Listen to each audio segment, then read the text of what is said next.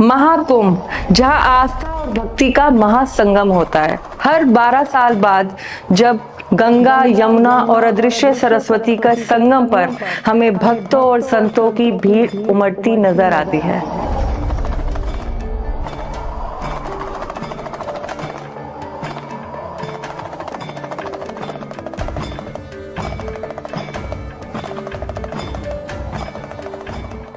यहाँ युवक और युवतियां अपने संसार को छोड़कर संन्यास धारण कर लेते हैं।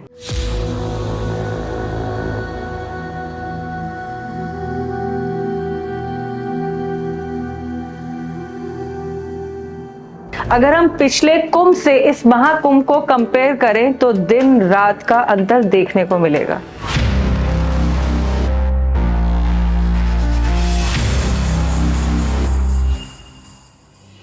आज के टाइम में धर्म सबसे बड़ा धंधा बन गया है। अगर भगवान दिखते नहीं है तो दिखाओ या फिर भगवान के नाम का डर बिठाओ। इस महाकुंभ में सनातन धर्म की अखंडता को खंडित करते हुए हमने अनेकों वायरल फीवर बाबाओं को देखा है। सारा सिलेबस पूरा करना है ना मेरे को। ये वही लोग हैं दोस्तों जो दिलजीत जैसे सिंगर की कॉन्सर्ट में जाकर 50,000 रुपए की टिकट लेके 1 लाख लोगों के बीच खड़े होके वाह वाही करते हैं और महाकुंभ जैसे पर्व पे आके हमारे शासन और प्रशासन की किरकिरी कर रहे हैं। ये काम तो तुम घर बैठ के भी कर सकते हो, मगर नहीं, वहां जाएंगे और हमारी आस्था को ठेस पहुंचाएंगे।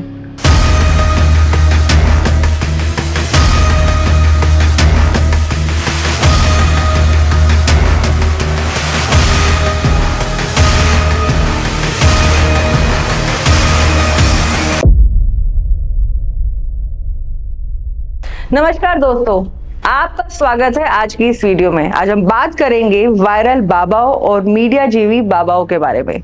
अगर कोई अपने आप को इनका अनुयायी मानता है तो या तो वो इस वीडियो को स्किप कर दे या अपना विवेक बनाए रखें। अगर आपको भी नेम फेम कमाना है तो अपना फोन उठाइए और महाकुंभ में बिना सर पैर की बात करना शुरू कर दीजिए। पर इसका इम्पैक्ट पॉजिटिव होगा या नेगेटिव, इसका फैसला जनता करेगी। अभी मुक्तेश्वर आनंद, कहने को तो ये धर्म गुरु मठाधीश्वर हैं, मगर ये आज भी किसी पॉलिटिकल पार्टी की विचारधारा को आगे बढ़ाते नजर आते हैं। क्या आपने देश के सामने झूठ क्यों बोला? सनातनियों के सामने झूठ क्यों बोला? झूठा मुख्यमंत्री। अब ये अपने आप को किसी भगवान से कम नहीं समझते।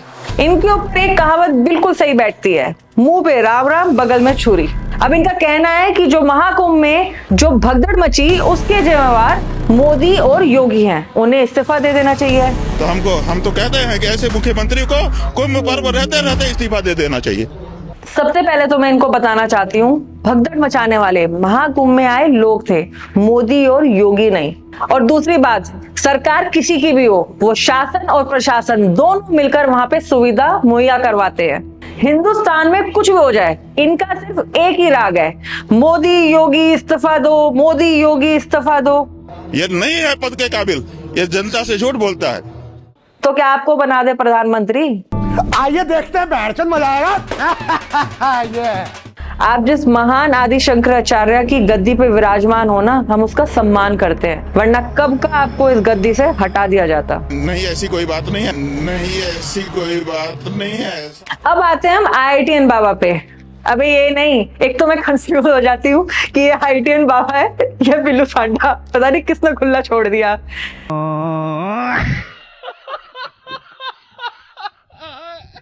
अब इनका ये कहना है कि इन्होंने संसार इसलिए नहीं त्यागा क्योंकि इनका ध्यान महादेव में था। पेरेंट्स को भगवान मानना, गुरु को भगवान मानना, ये सब एक सीढ़ी है। इन्होंने संसार इसलिए त्यागा क्योंकि इनके घर में कलेश होते थे। वो जो बचपन में ये जो ट्रॉमेटिक सिचुएशन थी, डोमेस्टिक वायलेंस वाला जो था, पड़ जाता है। आपके साथ डोमेस्टिक वायलेंस हुआ था बचपन में? मेरे साथ नहीं ना, जैसे मम्मी पापा आपस में ना, तो ऐसे बच्चों के माँ बाप आपस में झगड़ा करते थे तो उसका असर हो, क्या असर होता है बच्चे को? अरे भाई, इतने ही कलेश होते तो हमें क्यों बता रहा है? अपने कलेश अपने घर रख। माँ बाप जब तक हो ही नहीं सकते, माँ बाप जब तक पुत्र और पुत्री ना हो। और इनका कहना है कि इनके माँ बाप दुनिया के सबसे घटिया माँ बाप हैं। उसकी वजह से मुझे ऐसे लगता था कि अरे शादी वादी तो क्या है, ये सब यही सब लड़ाई झगड़ा कर रहा है, तो दुनिया में इससे बढ़िया तो अपने अकेले जियो, बढ़िया जियोगे। तो आइए दोस्तों, हम बताते हैं कि इनके माँ बाप ने क्या घटिया काम किया। इनको बचपन से लेके बड़े तक पाला पोसा, IIT की लाखों की फीस भरी, इनकी ख्वाहिशों के लिए अपनी इच्छा और पैसे का त्याग किया, पेट भर खाना दिया, तन पे कपड़े दिए, जिसके लिए एक अनाथ बच्चा कितना तरसता है, कोई उनसे पूछे।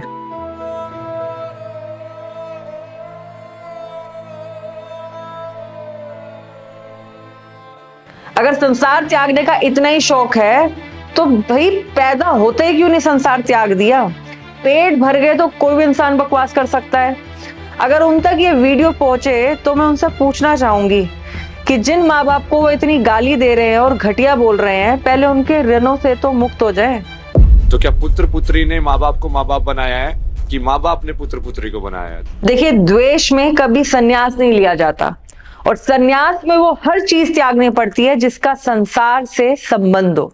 लेकिन उन्होंने सिर्फ अपने माँ बाप को त्याग दिया, बाकी तो सब चीज एंजॉय कर रहे हैं।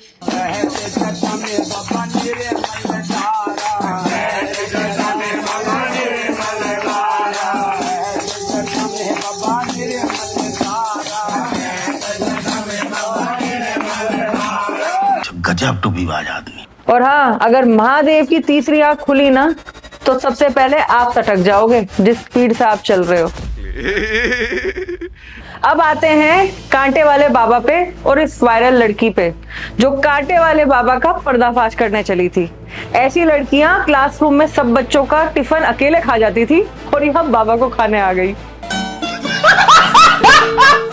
अब इसने क्या पर्दाफाश कर दिया? वो तो सरेआम सबके सामने कांटों पे लेटे हुए थे, और तुझे खुद यकीन नहीं तो खुद लेट जा कांटों पे।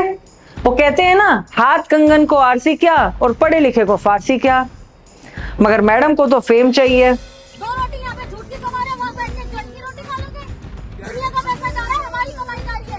आप लोगों का कुछ नहीं जा रहा, हम लोग पार्टी दिखा के ड्रामा कर रहे हो। अब ये नाम उन्हें जिंदगी भर याद रहेगा।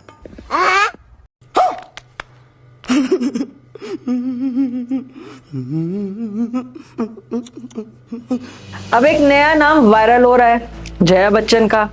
अब इन्हें संसद या कहीं और कोई जगह नहीं मिली तो ये महाकुंभ आकर बकैती फैलाने लगी। बॉडीज जो पानी में डाल दी गई हैं। अब इनका कहना है कि भगदड़ में जो लाशें थी उनको गंगा में डाल दिया गया, उससे पानी कंटेमिनेट हुआ। जब बोलने की नॉलेज ना हो ना तो फालतू की बकवास नहीं करनी चाहिए। उम्र 60+ हो गई मगर बात करनी अभी तक नहीं आई। दिखाते, मगर जिन लोगों, जो गरीब लोग, जो आम आदमी हैं, 8 कितने करोड़ बोल रहे हैं, इतने करोड़ लोग वहाँ आएंगे कैसे? एक मिनट, मेरे को इनकी शक्ल देख के कुछ याद आता है। हाँ, विक्रम बेताल।